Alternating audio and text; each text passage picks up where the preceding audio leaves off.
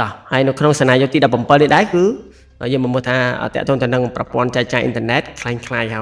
ROC Wireless Access Point ហើយ situation គឺប្រព័ន្ធតាមដានរកឃើញ access point ថ្មីមួយដែលប្រើឈ្មោះ SSID របស់ក្រុមហ៊ុនអ្នកបុគ្គលិកខ្លះបានភ្ជាប់ទៅវាហើយមានសញ្ញានៃការវាយប្រហារបែប man in the middle attacks គេហៅ MITM អីចឹងទៅហើយយុទ្ធសាស្ត្រឆ្លើយតបគឺទី1គឺស្វែងរកទីតាំងប្រើឧបករណ៍ wireless surveying ដើម្បីស្វែងរកទីតាំងឬគេហៅថាដើម្បីស្វែងរក physical location នៃឧបករណ៍ ROC AP នោះដើម្បីដកវាចេញទី2គឺជូនដំណឹងអ្នកប្រើប្រាស់ប្រាប់បុគ្គលិកដែលបានភ្ជាប់ឲ្យផ្ដាច់ចេញភ្លាមដើម្បីកាត់បន្ថយហានិភ័យនៃការលួចយកលេខសម្ងាត់ហើយជំហានទី3ទៀតនោះគឺជំហានបន្តទៀតគឺការវិភាគចរាចរណ៍ទិន្នន័យ traffic analysis ពិនិត្យមើលទិន្នន័យដែលប្រមូលបានដើម្បីស្វែងរកសញ្ញានៃការលួចស្ដាប់ទិន្នន័យឬក៏ការលួចយកលេខសម្ងាត់នេះជួយឲ្យអ្នកយល់ពីទំហំនៃការខូចខាតហើយជំហានទី4គឺការដកឧបករណ៍ចេញហៅ device removal ទៅពេលរកឃើញទីតាំងប្រកបហើយត្រូវដកឧបករណ៍នោះចេញឬក៏បិទវាចោលភ្លាមជំហានទី5ការវាយតម្លៃសន្តិសុខ security assessment ពិនិត្យមើលថាតើមានលេខសម្ងាត់ឬក៏ទិន្នន័យសំខាន់ណាខ្លះត្រូវបានលេចធ្លាយធ្វើការ reset password ប្រសិនបើចាំបាច់និងពង្រឹងគោលការណ៍សន្តិសុខគេហៅបណ្ដាញឯកសារឬគេហៅថា wireless security ROC AP គឺគ្រោះថ្នាក់ព្រោះវាអាចទាញយកផលចំណេញពីទំនុកចិត្តប៉ុន្តែក៏រកឃើញការរកឃើញលឿននិងការចាត់វិធានការផ្ទាល់នឹងបង្ហាញថាអ្នកអាចការពារបានទាំងផ្នែក digital និងផ្នែក physical location ផងដែរបន្តមកទៀតគឺតកតងទៅនឹងទៅលើសនាយកទី18គឺការលួចប្រើប្រាស់ធនធានដើម្បីជីកការ digital ឬក៏យើងហៅថា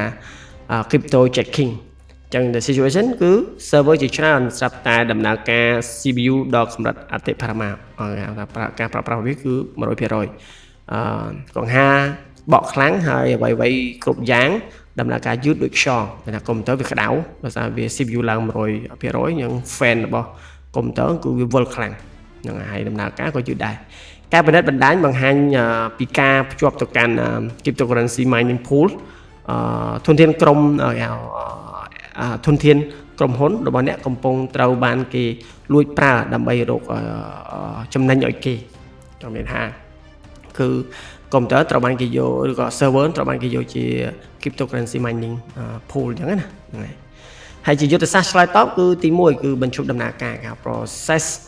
termination បិទរាល់ process ជីកការភ្លាមនិងទប់ស្កាត់ block ការភ្ជាប់ទៅកាន់ mining pool ពីបណ្ដាញខាងក្រៅបណ្ដាញខាងក្នុងអូខេទី2គឺស្វែងរកប្រភពមេរោគគេហៅ infection vector រកឲ្យឃើញថាតើកម្មវិធីនោះចូលមកតាមណាតាមរយៈសេវាកម្មដែលមានចន្លោះប្រហោងឬតាមរយៈ script មេរោគទី3 scan ប្រព័ន្ធ system scanning ធ្វើការ scan គ្រប់ server និងឧបករណ៍ទាំងអស់ដើម្បីរកមើលមេរោគស្រដៀងគ្នានេះព្រោះ hacker មិនដែលដាក់លើម៉ាស៊ីនតែមួយនោះទេទី4គឺស្ដារលទ្ធភាពដំណើរការ performance restoration បន្ទាប់មកសម្អាតមេរោគរួចត្រូវតាមដានមើល CPU ថាតើវាត្រឡប់មកស្ថានភាពធម្មតាវិញឬនៅទី5គឺវិធានការបង្ការហៅ prevention measure អនុវត្តការប្រើប្រាស់ application whitelisting និងពង្រឹងការចំណុះបណ្ដាញហៅ network filtering អូខេតែបន្តមកទៀតយើងមកមើលសនាយកទី19បញ្ហាសន្តិសុខលើ API ហៅ API security incident ហើយ the situation គឺ dashboard តាមដាន API បង្ហាញពីការកើនឡើងនៃសំណើ request យ៉ាងគំហុកពី IP តែ2-3អ្នកឃើញថាមានការព្យាយាមទាញយកទិន្នន័យពីអតិថិជនជាប្រព័ន្ធហើយប្រព័ន្ធ rate limiting ការកម្រិតចំនួនដងរបស់អ្នកហ្នឹងហាក់ដូចជាត្រូវបានគេកែប្រែអញ្ចឹងណាហ្នឹងហើយជាយុទ្ធសាស្ត្រឆ្លើយតបទី1គឺការកម្រិត API API throttling អនុវត្តការរឹតបន្តឹងកម្រិតធ្ងន់ភ្លាមនិង block រាល់ IP ដែលសង្ស័យនេះគឺជាការពីជួរមុខទី2គឺការវិភាគសំណើ request analysis បំបែកមើលទម្រង់នៃការវាយប្រហារ header payload authentication ដើម្បីយល់ពីរបៀបដែលគេកំពុងប្រើប្រាស់ API ខុសគោលដៅទី3គឺការផ្ទៀងផ្ទាត់សិទ្ធិចូលប្រើ access validation ពិនិត្យមើលប្រព័ន្ធផ្ទៀងផ្ទាត់អត្តសញ្ញាណ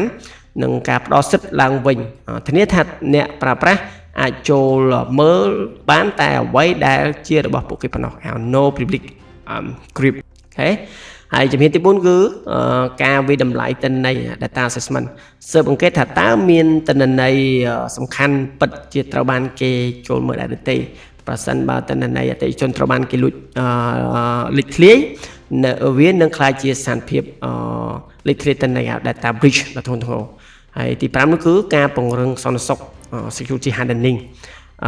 ជាចុងក្រោយត្រូវអនុវត្តល្អគេ best practice សម្រាប់ API ដូចជាការផ្ទៀងផ្ទាត់អត្តសញ្ញាណឲ្យកាន់តែខ្លាំងការត្រួតពិនិត្យទិន្នន័យបញ្ចូលហើយ input validation និងការប្រើប្រាស់ WAF web application firewall ដែលកំណត់ជាពិសេសសម្រាប់ API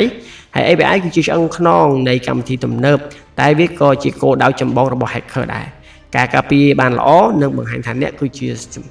អ្នកជំនាញសក់ដ៏ពូកែម្នាក់